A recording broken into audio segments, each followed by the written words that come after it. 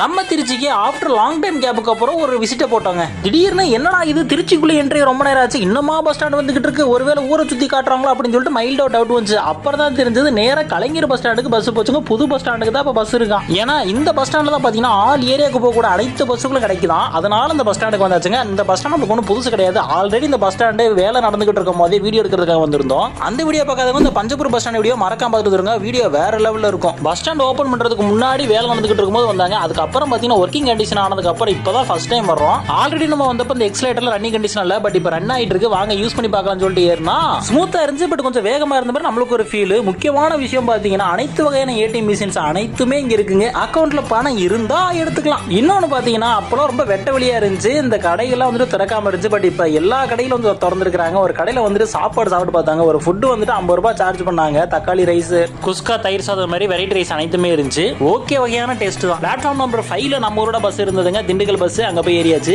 இந்த பஸ் உங்களுக்கு பிடிச்சா வீடியோ லைக் பண்ணுங்க. Tata bye.